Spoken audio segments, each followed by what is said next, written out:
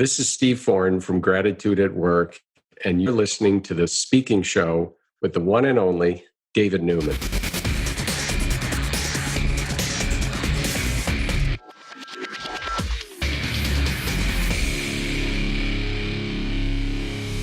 My guest is Steve Foran, gratitude expert, guru of gratitude. Welcome, my friend.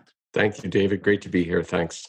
So take us back to the very beginning. What did you do before you became a speaker? How did gratitude become your topic? Kind of give us the path and the journey that brought you to what you're doing today. Great. Cut me off because I could talk forever on the journey, David, like we all can. So I'm an electrical engineer. So my training background, electrical engineer, working in a power utility, oldest of five. Right. So that figures into it prominently because as the oldest in my household, and I think where are you in your family, David? Where are you? I am an only child. No big surprise. Okay. So only child. So I married an only child, but as the oldest, one of the values that was really important to me or something that I held tight was responsibility. I believed in. If you're going to make something in your life, it's up to you. And so that, always a very positive person, but I was also very judgmental. So if I saw someone on the street panhandling, it'd be like, you want money? Go earn it. Like this is my money, right? So anyhow, 15, 16 years ago, I was still working as an engineer, not as an engineer, like I was doing a business development role at a college. And I had this realization that it was as if my life was handed to me on a silver platter, right?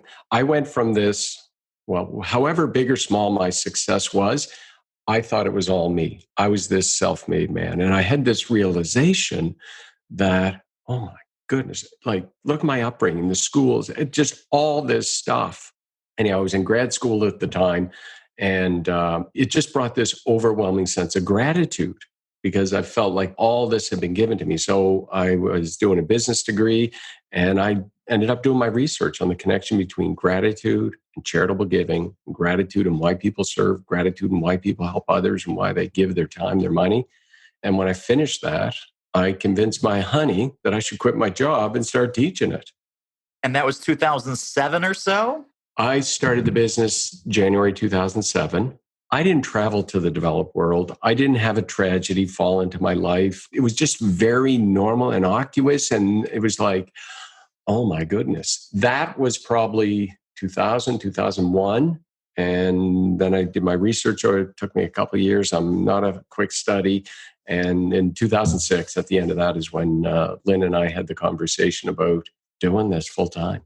And so the business, I'm guessing, if it's anything like my business or our other guests, it wasn't like wine and roses and peaches and money flowing freely from day one, correct? Were there some bumps and lumps along the road, or kind of take us back to the early days of your expertise-based business? Well, the first year I earned 25% of my income. And of the salary, you mean? Of my salaried income, right? But I still had all the expenses and things that, as you're getting started. We had a mortgage, carpet. We still had all the things. Unfortunately, my wife was able to really step up and support us. But she'd be like, okay, Steve, how much longer are we going to try this? And, in my mind, I'm that guy at the beginning that you introduced. This is what I do. What are you talking about? I mean, I'm full-time at this, although I'm getting paid very part-time, but working full-time. And it's gone up and down through the years, but the trend has been, okay, make sure I do this right for the right. It's been a trend of up over the years, David. So this is fantastic. I think we all have this 2:00 in the morning, wake up in a cold sweat. Oh my gosh, I'm making 25% of what I made as an employee, as a high-level sales guy, high-level engineer, high-level academic professional. What was it that made you double down and say, this cannot stand, and I'm going to up my game, I'm going to up my revenue? In other words, did you change your marketing tactics? Did you change your quantity and quality of outreach? What was it that gave you that traction and that grit to up-level things when things were not looking that strong financially? Good question. As you know, the speaking business is one of the easiest businesses to get in, right? Staying in the speaking business is a totally different matter. And I learned some things. And I would say the thing that, I continued to be persistent. And the next year I matched my income.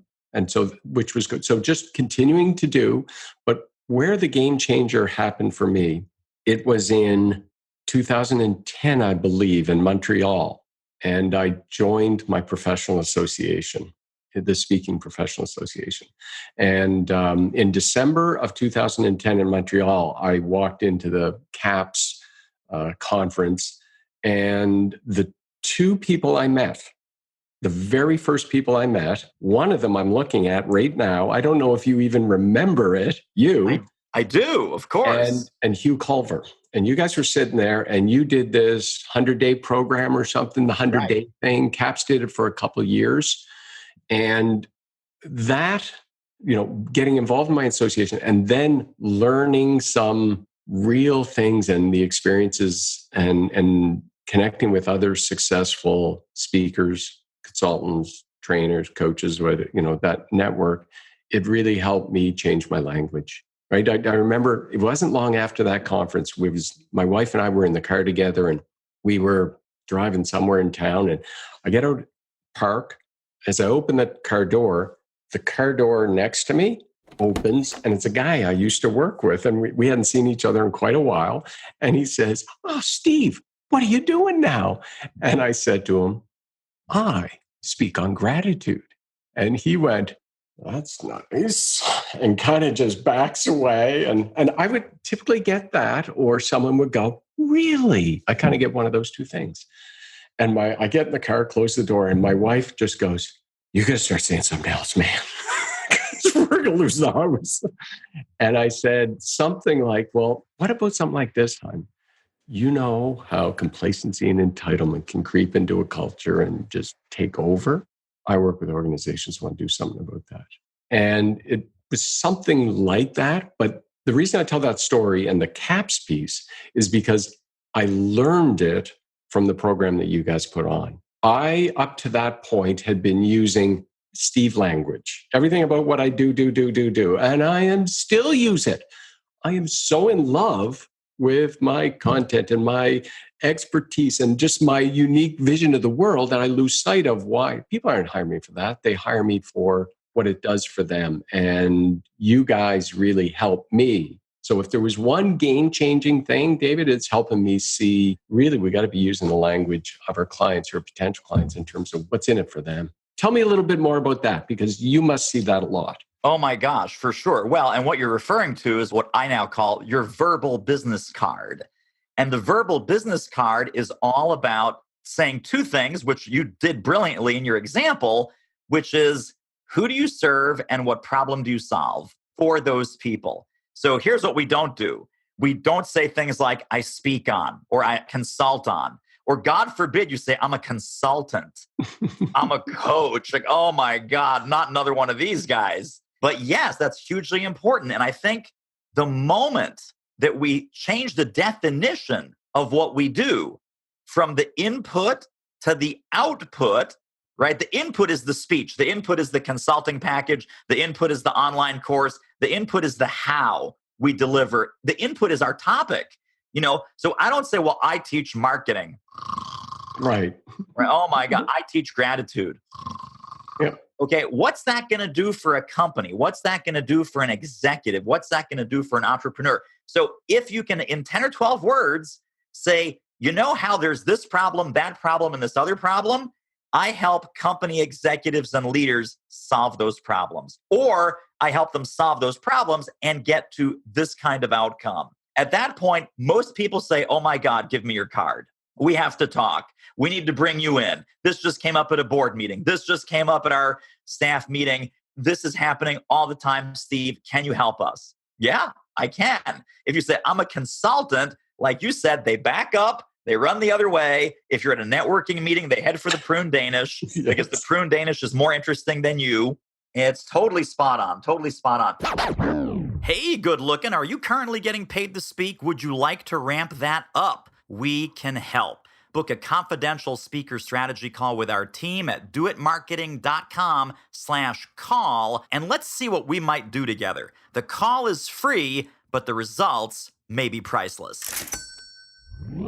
So let's talk about business development. Let's talk about how we get clients, how we get people to even ask those questions outside of a networking event or outside of opening a car door. What's your regular, ongoing outreach, connection building, relationship building? How does that work, and how do you systematize that to some extent? I do some systematizing to it. I have a goal of 150 seeds every month. Wow. Okay. How does that work? I keep track of my seeds. I mean, here's just a one pager that I keep on my desk that has my goals for the year. This is sitting on my desk when I'm working through my day, and I keep track of it. So that's how I hold myself accountable to it. A seed is a phone call. It's an email. I drop a book in the mail. Anything that reaches out to somebody who could potentially hire me. So it's 30 days in a month, and it's 5 seeds a day, basically. It is. And so, so 5 seeds a day. I typically throw the weekends away, but some stuff might happen on a weekend. Some of the automation or systematizing of it is if you're doing a conference in town, I'm going to drop a book in the mail to you, and that just goes into an automation sequence that says, 4 days later, did you get the book? Let me know you got it. 3 weeks later, there's a follow-up. What did you think? Here's a link to my calendar. Let's talk. Now, how do you identify the decision makers that you'd like to do business with, or that you'd like to invite to a conversation about how you can help them or their company or their group? That's a really good question. And that's one that I, continue to hone and work on. The most success that I have in reaching out to clients or to potential clients is when a previous client or a colleague or someone that knows them says, you should talk to Steve. And it's through a referral. And even if it's through a referral that I say, okay, I reach out to Eleanor because you know Eleanor. And I say, look, David said I should reach out to you. I'm going to copy David in it. I don't know if I'm going to be able to help you with your conference or not, but let's just book a 10-minute call, see if I'm a fit. If I'm not a fit, I want to help you make this. My attitude going in is, how can I help them make this the best event, whatever it is they're doing, the best event possible? So I really try to hold that in my heart, which can be hard to do when someone says, well, Steve, really what we need is someone who's going to help us with time management. Right. I know I could do something on time management is not the thing that feeds my soul and provides energy. And I'm not their best solution for time management.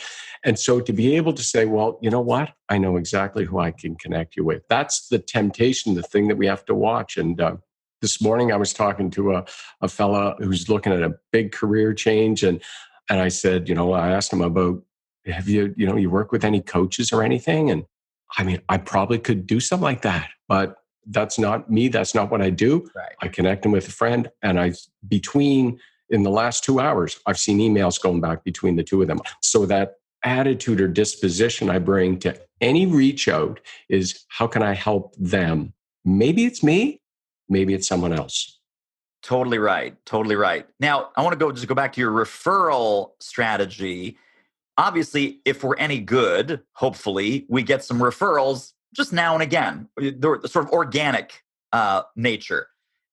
Do you have an intentional referral strategy, or do you have a group of other speakers and consultants that you have developed into a referral team or a referral posse that you guys are generally, or gals, in a position to refer business to each other consistently and not just on a one-off basis? Or how does that work? Yeah, I'm not in a posse as you described there. That's I know some people who are, and that's great. My intentional process around it, and I know this is really with me, it's difficult to ask, especially when you have someone on the phone. But every booking that I do, part of my process that I have is after it, not the week after. It's usually about a month later. I want you to be able to soak on it. At the event, I'm planting the seed. That's great. I'm glad you love it because I'm going to be following up with you on that. And think of who else could use this. And that's one of the questions. I just got 4 simple questions. Why'd you hire me? What did you like best about working with me? What did you like least about working with me? What do you like least if it's a speaking? What drives you crazy about speakers when you're working with them? Because a lot of times they won't tell you the truth about things that they don't like about what you did. Oh, there was nothing wrong. I didn't say what was wrong. What did you like least? Occasionally people will tell you, and it's really, really helpful. And then the last question is, who in your network could also benefit from this message? And I have a hard time asking that question. I do. I struggle with it. Sounds like there's some self-coaching going on around that, though, and you're looking on getting better at that, correct? Totally. Yeah. It's, I force I say force. I build a process to do it. So it's so funny because we actually ate dessert first. Usually we would start with your expertise, which I want to switch into now, about gratitude and about what gratitude's all about and how we can tap into more gratitude in our lives. And then usually the second half of our interview is the inside baseball. Let's talk about Steve. Let's talk about how Steve runs the business. Let's talk about some tips and strategies. But we just got sucked right into the behind the scenes stuff first. Let's go back to Steve Foran, gratitude expert. Now, I'm an amateur at this because I've also recently, like in the last 12 months, discovered the power of, and really, massive, massive transformational power that gratitude has. I have a self-journal. There's also a Panda planner. There's all kinds of tools out there called a gratitude journal. And it starts, generally speaking, with laying out your day, little morning meditation, 10, 15 minutes. List out 3 things that you're grateful for in the morning. Then plan out the rest of your day, your high priority items. In your case, it would be the seeds, etc. And then at night, before you go to bed, 3 things that you're grateful for. Sometimes my list, Steve, is, hey, I'm grateful that I woke up pain-free. I know people have chronic pain. They have horrible migraines. They have aches and pains and joints. And some mornings it's my family. It's my dog. It's my wife. It's my fantastic team. It's my awesome business. It's whatever it is. Sometimes it's being grateful for things that haven't happened yet. So if you have a goal and you say, well, my goal is to have a $40,000 month, you sit, you meditate, you visualize it. You're grateful in advance. You're grateful in advance. You're creating your $40,000 month. You can see it, touch it, feel it, taste it, be grateful, be thankful, get that beautiful, warm, loving feeling in your chest saying, wow, I can't believe I did it. This is so amazing. Now, when you study high performance, whether it's athletes or anyone else, they win the game in their head about 10,000 times before they win the game on the field. How does all of that, as an amateur, I just described my experience of it, how do you teach this to leaders and to executives in the workplace? And how do you also bust through perhaps that cynical shell that they might have about gratitude and what I just described? Yeah, thanks, David. Wonderful practice that you have. It is absolutely wonderful. And I can tell from, the genuineness of it, from how it's shared from the depths of your soul. And you know this.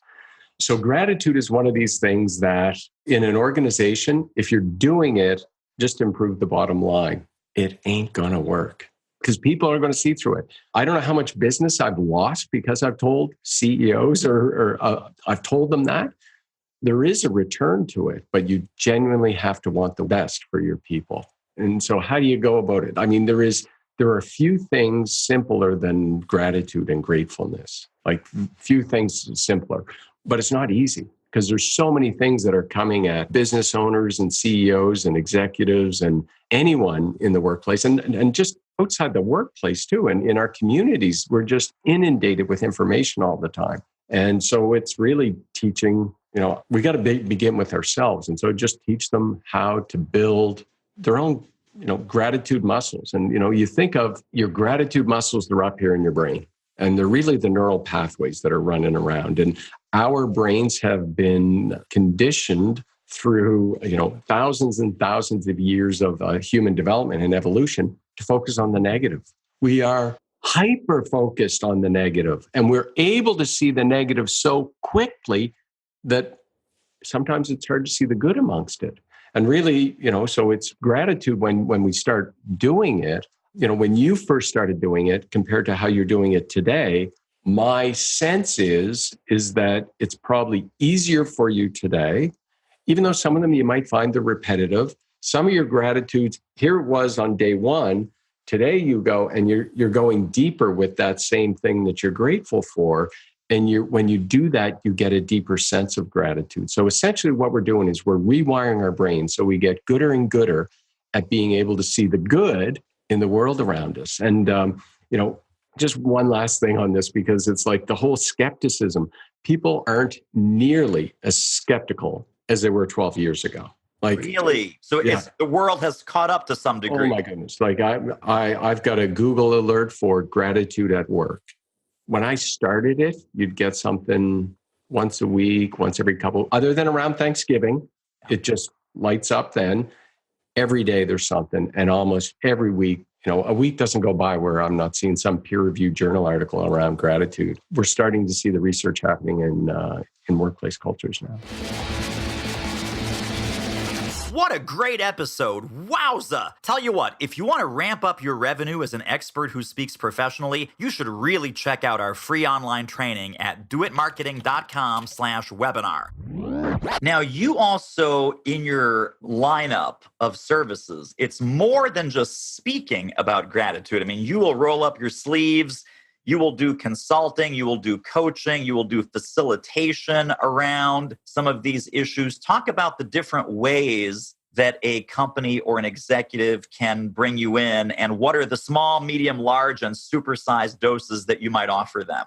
I'm working with a couple leadership teams now that they want to make gratitude an integral part of their culture. One of them, they have gratitude as a stated, this is one of our organizational values.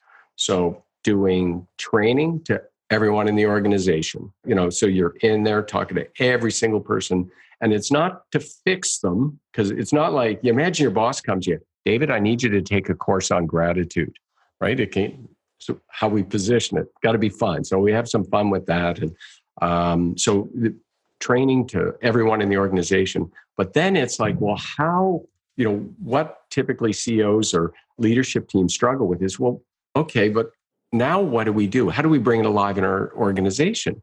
And that's where, I'll work with a team over 6 to 12 months, just come in or do something with the leadership group. What are some of the issues, the challenges, the struggles you're having with this? And then help them uncover how they can make gratitude genuine. Because I don't want to come in and say, okay, you've got to, write 3 thank you letters, or you got to start a recognition or an appreciation program. Like, there are things that we can pull from, but what is it? I want to get it out of the group in terms of what are the things that are in their organization. There was one group I worked with, and this one was a nonprofit, a charity.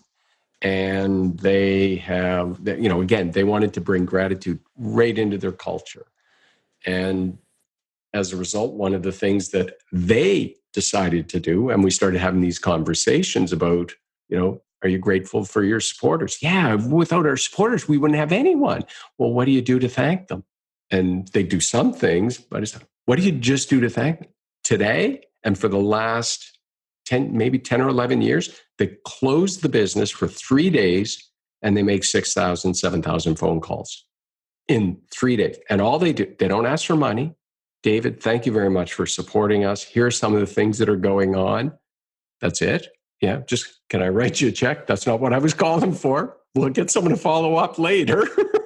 But seriously, that was something that came out of conversation about how gratitude could manifest itself, how it could become real within their organization, not by creating this whole other, we don't try to create a bunch of programs. How do you do it in your unique you? Yeah, that is huge. I mean, because you look at the most common complaints with any sort of nonprofit. Oh, they always have a hand in my pocket. Luckily, I'm blessed now, and I'm grateful that with my increase in income, I've also dramatically increased my charitable giving. There's 2 kinds of thank you letters that we get in the mail from these nonprofits. One is thank you for your contribution. You're awesome. The money's going to a great cause. Thank you, thank you, thank you. We couldn't do it without great folks like you. I like getting those letters. Same letter, but another donation slip and another envelope in the same mailing. Yes. Like, thank you, thank you, thank you. By the way, give more. Yeah. It's like, wait a second. So even if you and what you're saying is separate the gratitude. You can do the ask, or you can do, you can keep being in the business of your business, but just have a gratitude only channel. Just send the thank you card, send the letter, do the phone call, give the testimonial, take one of your favorite clients and give them a recommendation on LinkedIn. No ask, no exchange. I mean, Seth Godin talks about this. What Seth says is if you do it one way, it's a transaction. If you do it a different way, it's a gift. Yeah. So the gratitude with no transactional component, that's truly a gift. Yeah. And it stands out like you're talking about with like people go, wait a minute, that's it? You just called to say thank you? You just called to give me something? There's no transaction expectation in exchange? Nope.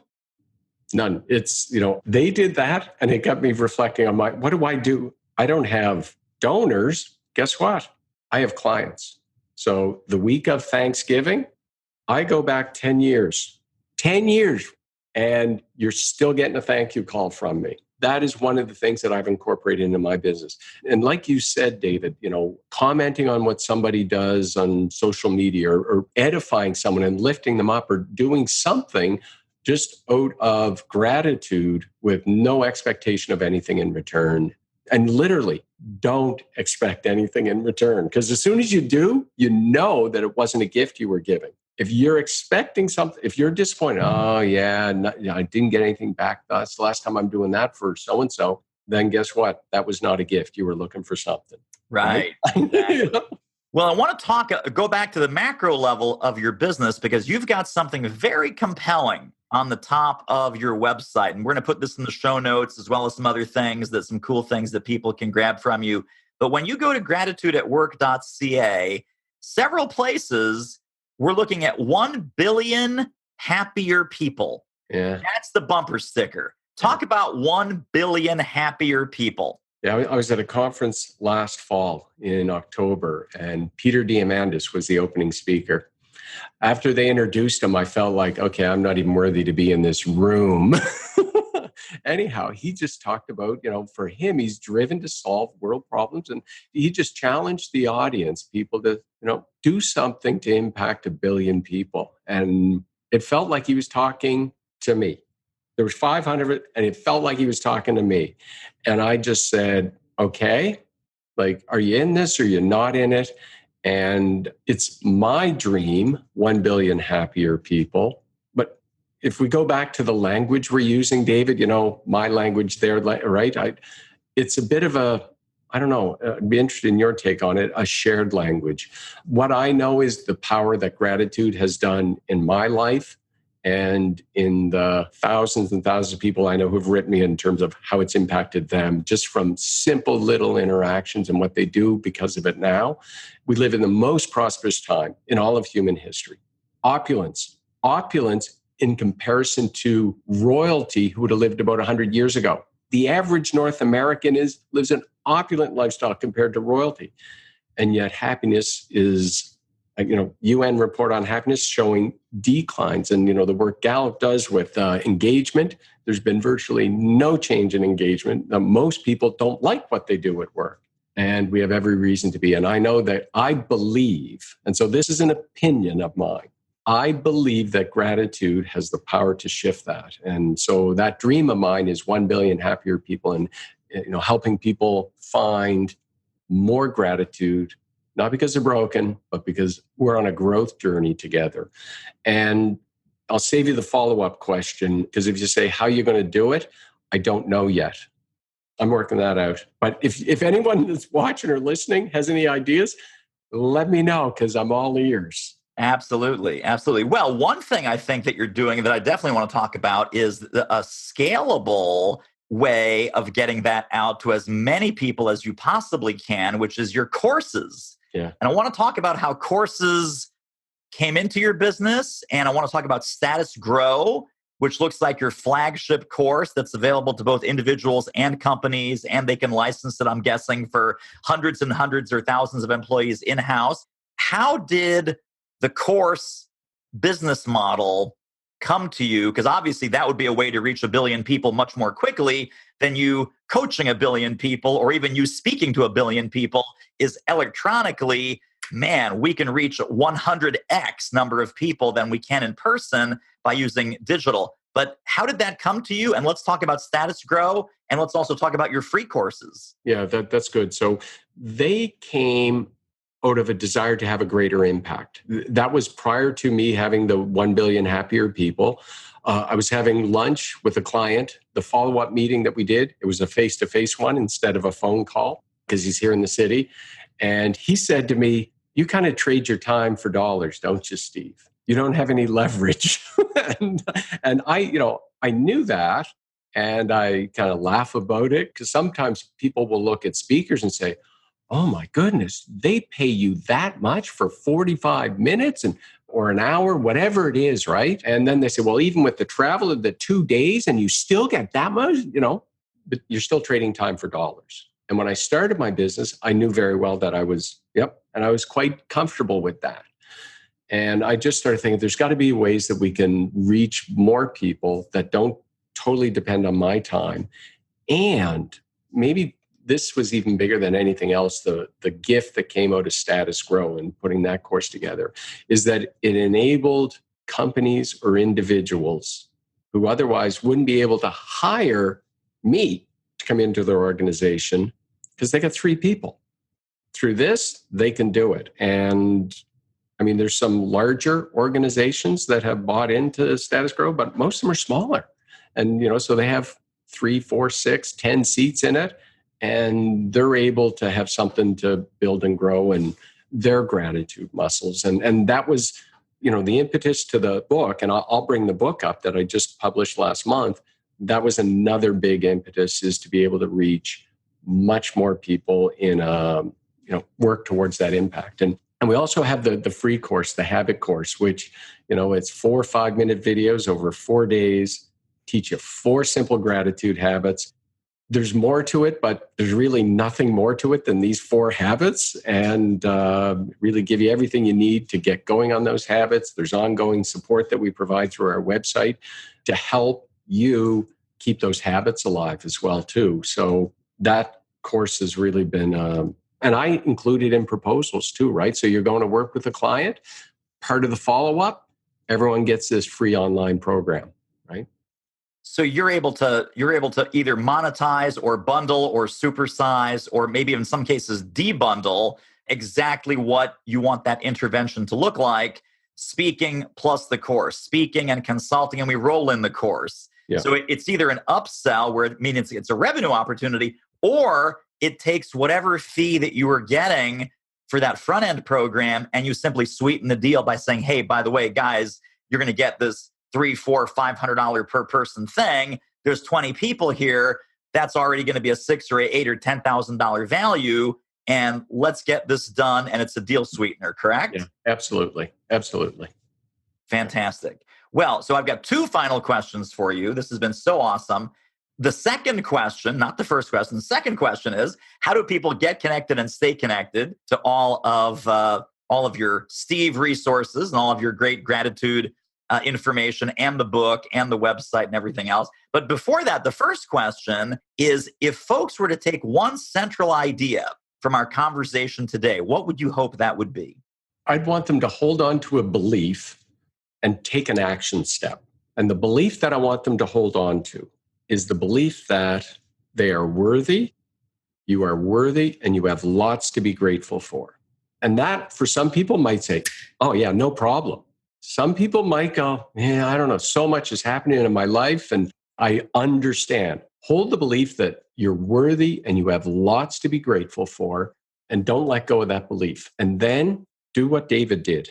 Every day, make a list of 3 things you're grateful for. Do it on an app. Don't just do it in your head.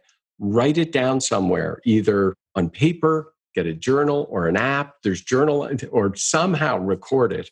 And just be patient and keep doing that and make that a habit every day. And so That's what I want you to do. Hold on to the belief. You can find out more about, if you want to connect, gratitudeatwork.ca is a website. You can also find me on LinkedIn. Love to connect with you and take the habit course. If there's anything I can do to support you, I'm here to do that. And of course, the book. Yeah, and the book is available through Amazon in my shopping cart. If you want a personalized copy in Canada, you can buy it through the website. Outside of Canada, send me an email and we can handle that. We can just do a transaction through an online invoice, no problem. And I can send a personalized and signed copy of the book to you if you want that. Awesome. Very generous. And the title again for folks is Surviving to Thriving, the 10 Laws of Grateful Leadership. Well, Steve Foran, I'm grateful to you. We have to have you back, dude. I mean, we could have been talking for hours here, and we'll definitely do this again. Thank you, thank you, thank you. This was completely fantastic. Any final thoughts, closing words of wisdom?